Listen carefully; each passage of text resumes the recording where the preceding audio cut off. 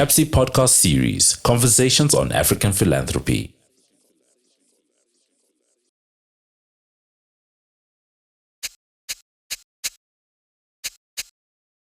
Hello, my name is Masego Madzwamuse. I am the host of the Adoye podcast series, season 2, that is part of our 2026 gathering, which is held in partnership with the Nawi Collective and the Center of African Philanthropy and Social Investment under the Adoye program. And we're bringing together a group of fabulous women, Pan-African feminists, 30 women who have come together for this writing retreat. And we are curating a space that recognizes writing as political work, storytelling as a site of healing, and community as essential to sustaining feminist thought and creativity on the continent. And through the podcast, you'll get to hear about the incredible work that the individuals who are part and who are participating in this year's retreat are involved in.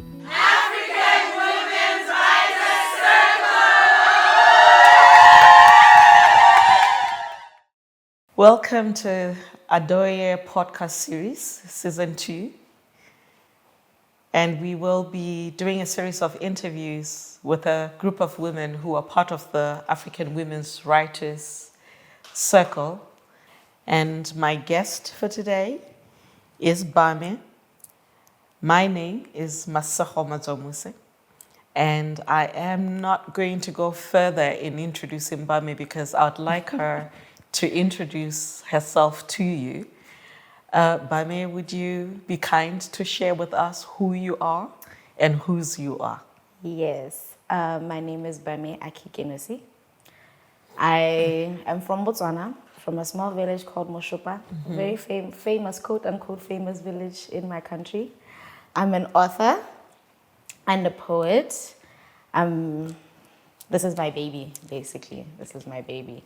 It's just a compilation of everything that I've ever experienced in my life, who I am as a person at this given time. Obviously, I've evolved, but this is just an inscription of who Bame is and what she embodies, the journeys that she went through.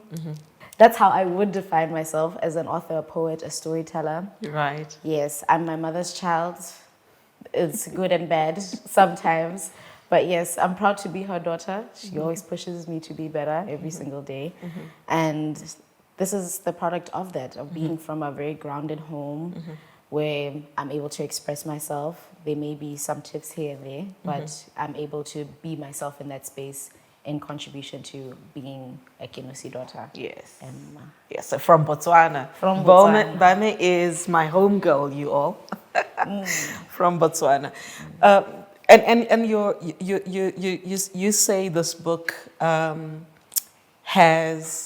carries your story. Yes. And it's a pocket-sized book. Yes. And in my mind, I was asking myself, what form of writing do you explore?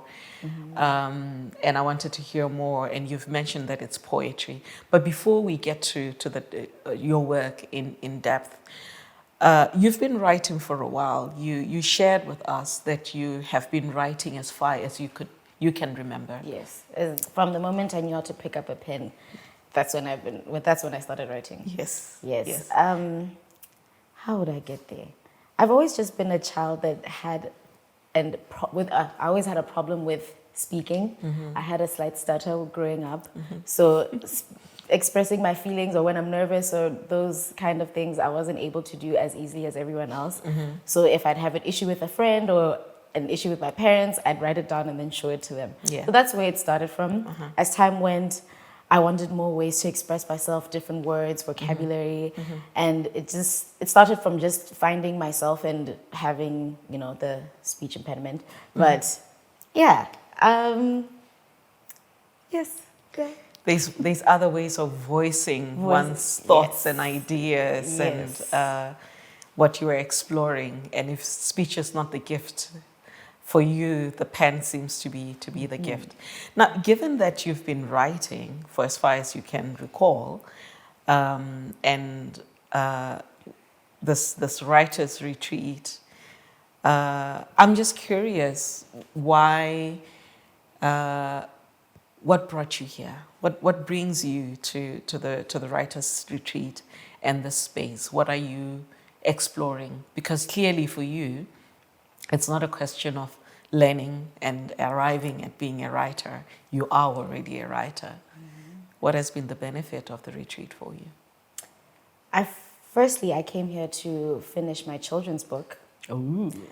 I didn't even get into that. The second I stepped into Karabo's class, workshop, she opened up my mind to something that I never thought I'd experience.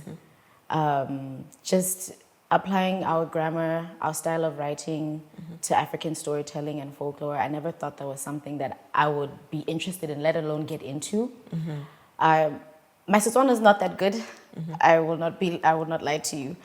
But it allowed me to want to know more about being a Motswana. Yes. Learning Setswana, the history, and I live in my home village. So I think that also came hand in hand when you walk around in your village and you get to greet people you don't know and hear people's stories. You see Auntie Semang Mang Granny.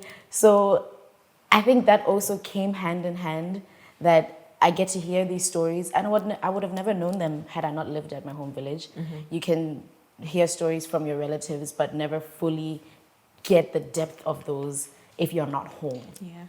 So when we're in our workshops, I was so connected to everything that she was talking about. I'm like, let me just give it a go. We're just doing a few exercises, writing a few words, phrases, sentences, applying what we have written to the work that she's giving us. And the pen flew. Yes. It flew. I have not touched that children's book. Unfortunately, the children's book initially, well, it still is. I'll get there when I do. Right now, I just want to focus on this right now. Yeah. So the children's book was about linguistics, based off of my stutter, so that I can teach kids how to pronounce words at a very young age. Oh, I didn't go to creche. Well, creche, that's before standard 1. Yes. So they only noticed that I had a stutter when I was in class. So I had to go for accelerated reading classes and writing classes, all that. So I want to write a book for young kids that they can learn how to vocalize their words when they're young. Yes. When you're a kid, you just say words and phrases. Oh, she's so cute. You're like, no, I don't know what I'm saying. Yeah. So the children's book is for my younger self as well as children out there. So I'm still. I like that. I like the fact that you're exploring writing a children's book, as you said, for your younger self. And a lot of people have been saying that in the retreat is they're going through a process of writing themselves whole again. Not that they were never incomplete, but there are certain parts of their lives that they didn't explore and hadn't had an opportunity to sit with and work on that further. The thing about language, and you pick Setswana, I think it's also common for a lot of young people or children who are raised in transnational contexts. You have not always lived in Botswana. Do you mind sharing with the viewers what your journey has been? Because it's been an interesting one. One of the things that you are exploring is migration in your work. I guess because that is, and why, so that I don't project why I think that is. I was born and raised in Japan, and there was a disconnect between who I am and the environment I grew up in. I'd visit Botswana every December, but I felt a disconnect between my relatives and also not knowing my language. Being in a foreign country, you won't be able to pick up your native tongue as easily as you would back home. Yes. I had to learn Japanese and obviously English, and learning Setswana at home would be challenging because my parents are at work and I'm with an auntie that cannot speak my native language. So it was a great experience. It opened my eyes up to the cultural differences. I still carry some of those practices and traditions with me. There's also some similarities between Botswana and Japanese people. The humbleness, being kind, a community. So that also comes hand in hand. It has been challenging as well with how I'm able to connect in these exercises when we're supposed to code switch, decolonize our sentences. It's a bit challenging because I don't have that foundation of Setswana in my vocabulary. You have a foundation of Japanese in your vocabulary that you could play with. I could. Literature in Japanese is a whole other thing. Yeah. It's very different. There's three ways of communicating. There's hiragana, katakana, and kanji. So in Setswana, it's a, e, I, o, u. It's plain, it's simple. Yeah. So with that, there's different. It's different ways of communicating. The way you write is different from the way you speak, and the way you write an article would be different from just basic day-to-day things. And even conjugating English into Japanese is different from the actual Japanese native word. Yeah. So they could be 3 words to explain one thing. Yes. So that's basically how difficult it is. Yeah. I understand that. I mean, one of the things that we explored in the conversation around language was also language in a very nuanced form, in the sense of there's the spoken language, but there's also the idea of writing into the silences and writing into the things that we don't quite understand, but are part of our environment. And you already do that in how you read Botswana now and where you are with a lot of your stories. So language doesn't... I like the fact that language is not something that has stopped you. It seems like it never stopped you, not even when you had a stutter. Sometimes it creeps out. I'm like, oh. It doesn't matter. It is what it is. Yes. What has been the aha moment for you? So it was the language conversation. What else? In this 1 week and a half that we've been together. That I'm capable. Oh, yes. I won't lie, I did doubt myself after I birthed my baby here. I had a hard time with writing again. Honestly, I put my all into this book, and the traction that I wanted to receive from it wasn't what I expected it to be. Because it's personal stories, you put yourself out there. So you expose yourself to so many people and opinions. And I didn't write for quite some time. And what I really took from this experience was that the retreat wasn't about what can you produce, what are you working on, what have you done so far, what accolades do you have, what it was more of who are you as an individual and what has been blocking you to finish this project? What has been blocking you to finish this piece? Why haven't you started this piece? You have the idea in your head. Why can't you put bullet points down? Just those simple things. So I love that they focus more on your inner self to be able to produce that work. Yes. Because most of the time we feel that I can't write because I don't have inspiration, or I lack creativity, or I just don't have the expertise. It's more so what you're going through in your personal life does hinder the work that you produce. You could write something and you can see that this is not who Bame is. Yes. I know how I speak. I know how I write. I know how I'd want to perform this piece. Yeah. And this is not, this doesn't reflect who I am as a person and a writer. Yes. So I've really appreciated that they dug deep into who are you as an individual, and what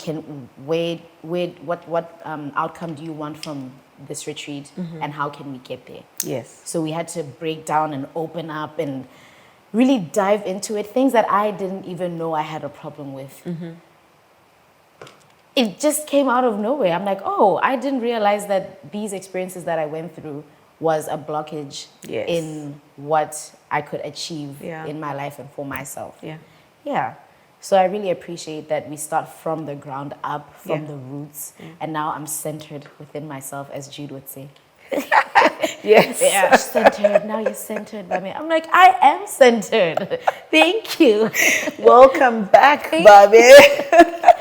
I'm enjoying it. There'll be more babies after this. There'll be more babies after this. Now, talking of this baby, would you care to read something for us from Okay. the... I don't mind. Packet of gifts. Yes, the reason why it's this small is so that you can put it in your pocket when you go. You can just sneak it in your, in your shawl or whatever. Because sometimes a book is so big it can't fit in your handbag. Just something portable that you can go around with if you want a quick read. Yeah. So that was the reason for this size. Yeah. And also Very I love practical. color. Yeah, Yes. I love color, so it's just pinks and blues. Okay. So this piece is called Mixtape. My heart is mixed and mastered for you. It produces a sound that remixes my perception of real love. It directs me onto a path filled with smooth harmonies and jazz. You've sprinkled notes of razzmatazz into my life. I can hear the bass of your heart when I come closer to you, pressing my ear against your chest as you breathe deeper, listening to a concert of you singing my name. You clap along to the chuckles of my laugh and dance along to the rhythm of my voice. I will lay my sweet symphonies on a beat and sing to you like John did for Chrissy. I love you, a lot more than you think. Now here's a mixtape crafted especially for you. I thought about you in every song. Oof. That is so beautiful. Thank And you. it does read like music. Thank you. Mixtape. Yeah, I made a mixtape for my person at the time. So that was the note on the mixtape. I burned it into a CD and everything. Right. I was like, tape? Are you sure? But tape makes it more, I can't say CD. Doesn't have that thing. I was like, I am certain by the time you graced us on this earth, the There were mixtape no wasn't a mixtapes, thing yeah. anymore. But I love the metaphor. And that's what I really liked is the way in which people have been able to make connections and transcend time in their storytelling. And you do that so beautifully. Thank you. And as much as you say, oh no, I don't speak Setswana, there's something that you do with playing with the secularity of our language and storytelling and secularity of time that comes with her.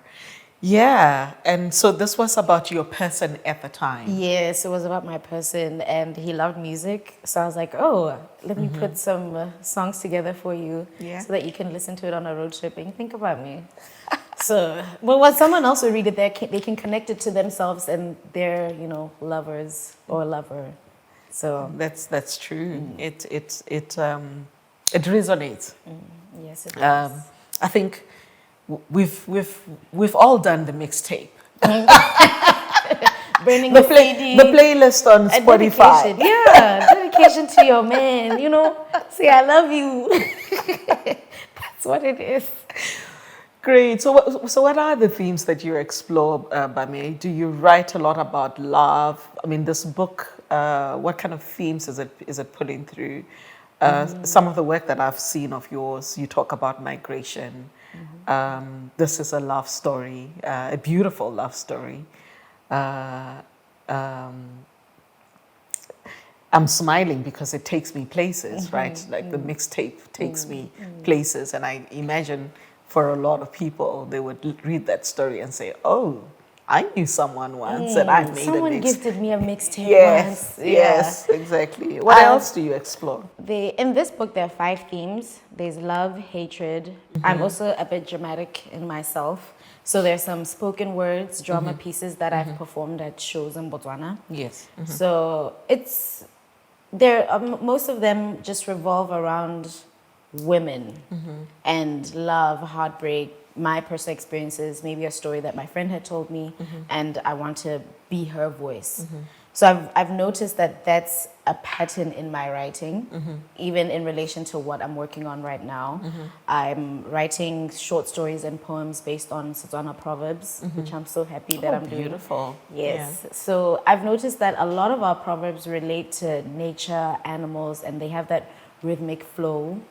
So not necessarily comparing women to animals, that the best imagery that you can get in these proverbs is comparing it to, let's say, a bird. And then I'm not necessarily saying that a woman is a bird, but I'm connecting that to say that she can go where she pleases. She should be free. She can spread her wings out and fly. She's capable of much more. Yes. So it's not just the direct translation of it, but what the embodiment of the bird is in connection to a woman and what she can be.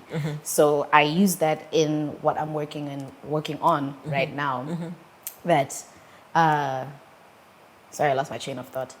The themes that you're exploring. Yes, the themes that I'm exploring. You're working with the Setswana idioms. Yes. The Setswana proverbs and Proverbs, idioms. yeah. Yeah. So it's really interesting in that sense because I'm able to use that style of writing, the imagery, description, and connecting it to nature, life, and animals, and also bring out stories that I've been told or I have experienced within these proverbs. So one that I particularly want to mention is Belo Eja Siriti.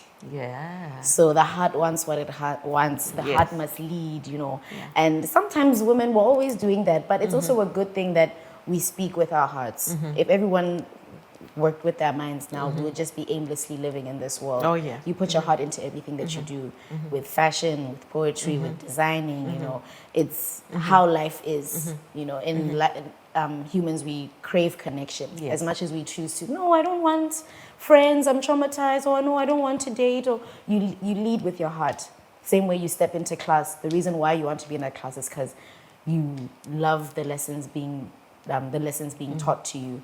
So within those stories, I'm able to voice untold stories, stories that maybe my grandma has told me. I can even just come up with a random story myself just to connect with different age groups. So when the heart wants what it wants, I'm able to talk about a 20-year-old woman, a 40-year-old woman, a 50-year-old woman. Obviously, I haven't reached that point. So these stories can be something that I've fragmented in my mind, or a story that I've been told by my elders around me. Yes. And I want to be able to express that to people in my age group, because I didn't even know about Tswana proverbs until I did more research about it. Yeah. And we learn about Tswana in school, but in the more academic sense. That, okay, this is the poem, what's the implicit and explicit meaning? Here are your marks, you've passed, go home. Now, I want them to be interested in it the way I'm interested in it. So let me spice up a story, Yes. talk about a long-lost lover, and she's, I don't know, just making it entertaining for them to want to know proverbs in our language. Yes. So. I love that. I love that because one of the things that we've also been talking about is the very intentional political act of speculative imagination as a feminist tool, as a Pan-African feminist tool that we can use to fill out the voids in terms of the knowledge, the information that is available. And while you're saying you're tapping into Setswana idioms and proverbs for the things that you don't quite understand yet, you are giving yourself the permission to speculate and imagine. I can't wait to read that work, Bame. I'm really excited. Thank you. And the point that you also make about the heart, and that's what the work has been, right? It's to move us from the head to get to the heart so that we can birth the stories that refuse to die. Indeed. I look forward to reading your work, Bame, Thank and you. thank you so much for I'm joining eager to us put it today. out, but I have to be patient. Yes. Yes, we'll be on the lookout for more work from you, Bame. And thank you, everyone. This was Bame Aki Kenosi. I'm Masego Madzwamuse. Adoye podcast series, season 2, bringing together the African Women's Writers Circle, brought to you courtesy of Nawi Collective and CAPSI at the Wits University. Thank you. Thank you. Yay. You've been listening to the CAPSI podcast series, Conversations on African Philanthropy.